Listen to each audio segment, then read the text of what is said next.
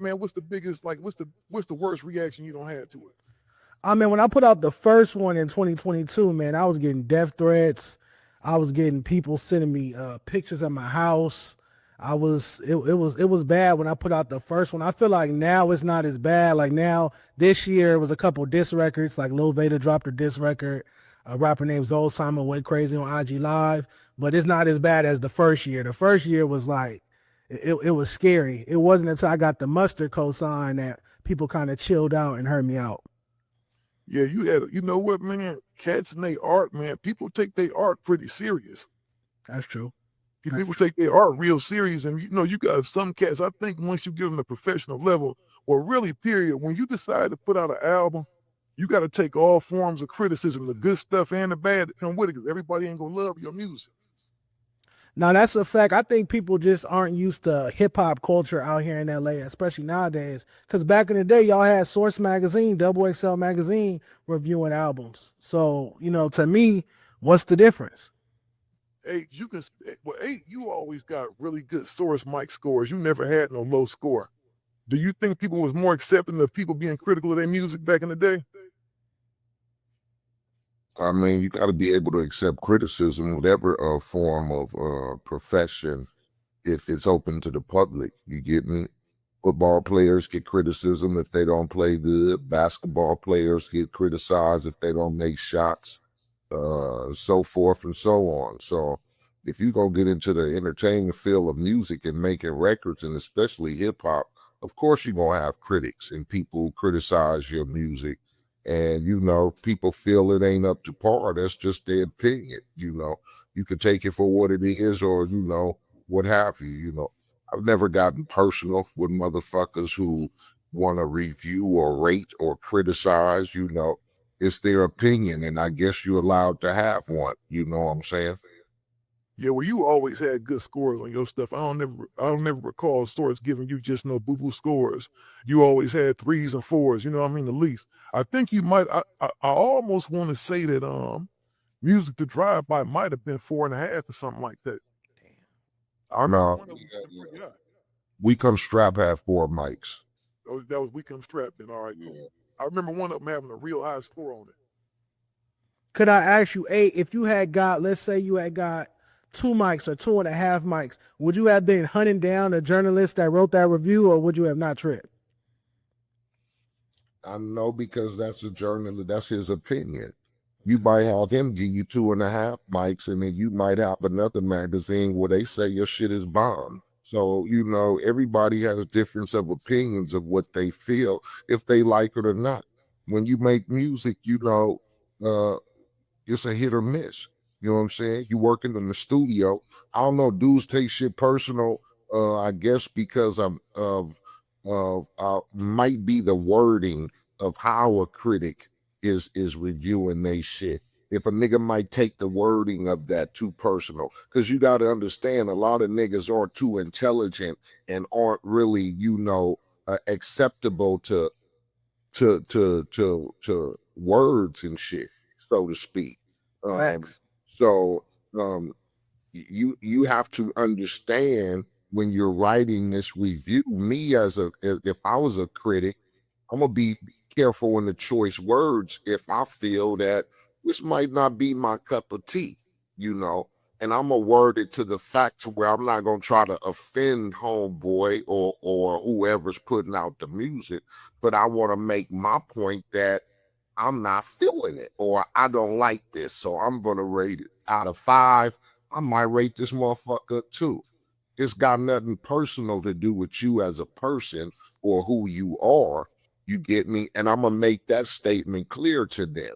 This has nothing to do with who you are as a person. So don't say because I gave you a 2 on a project that you might think is a 10 yourself. And then the homies might tell you it's a 10. And then another nigga down the street might tell you it's a 10. But in my opinion, it's a 2. So, and then you got to understand, a lot of this is coming from a journalist input. These are writers, and these are dudes who pride themselves on being able to, review shit. Some of them might be wrong in an opinion. Some of them might be like, because some people might feel, hell yeah, it is a 2.5. You get me? So it just all, I just feel when you're dealing with, and you know what you're dealing with when you're dealing with certain artists and when you're dealing with shit. So you just have to learn how to word shit and not to the point where a nigga want to be knocking on your door or you out trying to have dinner with your family and a nigga might want to step to you because he saw what he feels is a disrespectful review. You get me? Absolutely. I think as journalists, as music critics, we have to be constructive. So we don't need to be using words like trash and, offensive words like that. No, specifically say what you don't like about it. I didn't like the production. I didn't like the mix XYZ. But when you use words like trash or weak or XYZ, those are like offensive words. It's inflammatory. Yeah. Perfect example. Draymond Green just called Dak Prescott trash. There's a lot of there's a lot of confusion over that. You get me? There's a lot of feelings that take place behind that because you can say my man ain't playing good right now, or in playoff times he not stepping up to the plate, delivering that run batted in, or he not delivering that home run. But just to say, oh, well, my nigga get up to the plate, he weak as fuck. You get me? That's kind of personal. You feel me? Absolutely. And that's where shit might get misconstrued because that sounds like something personal to me. You calling me trash, homeboy. Yeah. You ain't saying that I'm not playing good, or in certain situations I can't deliver. You get me? You calling me straight up trash. So to me, that's personal. That sounds Personal. personal. It's always gonna be like that when you start like really judging stuff and not being objective. When you subjective about something, that's when it kind of get personal. You telling somebody they shit is trash, that shit is garbage or whatever, right? That's personal. But when you objective about something, you kind of stating facts. That's what I did like about the LA report card. You broke down why each person got the grade they got. It could have been they had cool lyrics, but they swag wasn't right. Or they look wasn't right. You kind of wrote all the way across. And me being a former A&R, I judge people on that all the time. I might have had a dude that had the best music ever, but his look wasn't right. Like, because you got to think about, okay, we go sign this dude. How are we going to be able to sell it? Right. Yeah. Yeah. The music video category and the branding category is just as important as cadence, flow, lyricism. All the categories are equally important. I agree. Because like I told you before we got on, I think when it comes to stars in LA, I think like when I think about the young cats, I always said that I thought G Perico was like a record away from being like a big star. You feel what I'm saying? I think he got some dope records, but I think he need that one record still to be like, you know what, that record is that's that record, right? To put you on that level, everybody got to have a defining record. Like, when you go back in the day when you talked about Cube, he had a defining album. I think the first album he put out when he broke up with NWA, what was that? America's Most Wanted. America's Most Wanted.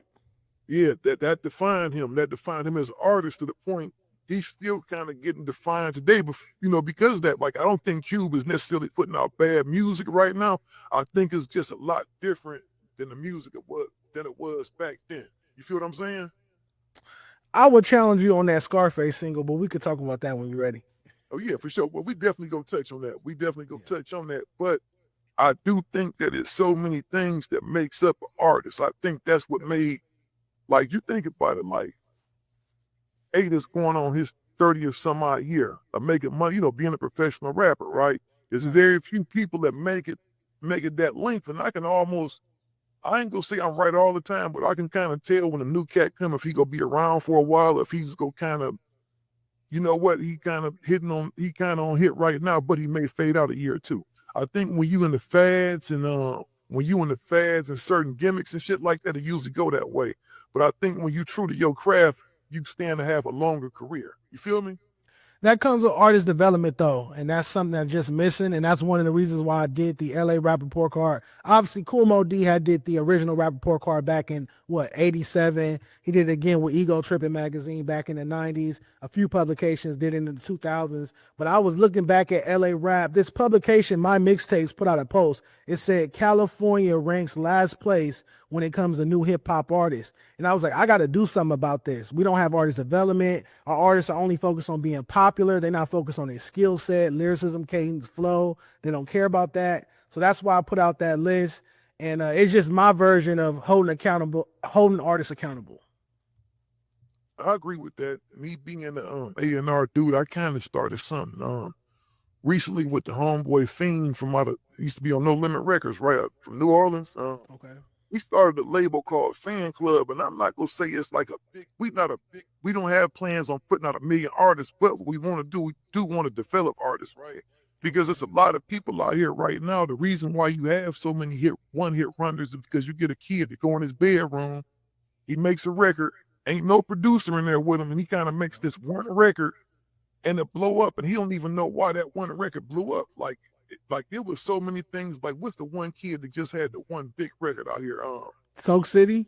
Yeah, Soak City record. 310 Baby, he made that on his phone. Yeah, 310 Baby. He went in there and made that record on his own. There wasn't nobody in there with him, and he made a great record, right? It's hard to make those type of records as artists, right? Yeah. He made a hit record, but he didn't have nothing else to follow up with it, right? So he becomes kind of like just a footnote, right, in culture, right? He made this really cultural relevant song, but now he's not around because the people that he had around him, I'm sorry, I don't care who get mad, they didn't know what the fuck they was doing. I think he had to challenge that. I think he had a cool follow-up with the Rock Your Hips record with OGZ and Blue Buzz Clan, but I feel like he hasn't followed it up with a dope project. So he had a big single, but he didn't deliver a dope project after. But that's what I'm saying, though. It wasn't a project. Like, it was kind of like, okay, you threw a bomb, but what was next to follow that up? You feel what I'm saying? Because he had another cool record. You have to follow up works of art. You got to follow up a piece of art with a work of art. You feel what I'm saying? That part. Where he's supposed to come with this album that was like, okay, man, this is going to be the album that defines the generation. Kind of like YG. He hit a little bit with Cooler Than Booted, but when he did my hitters record, the My Niggas record, and he followed it up with My Crazy Life, now he got a cultural moment. You feel what I'm saying? The classic. To where when you look back at that time period, whether you like him or not, you got to say, you know what, man, that time period, he defined that time period right there. Like when this man we on the show with, when he came out with his records, when you think back to the 90s, you got to think about MC Eiht. I don't care who you are. You feel what I'm saying? You got to think about that because he kind of just, he was an integral part of the culture. You feel what I'm saying? Music is all about culture, right?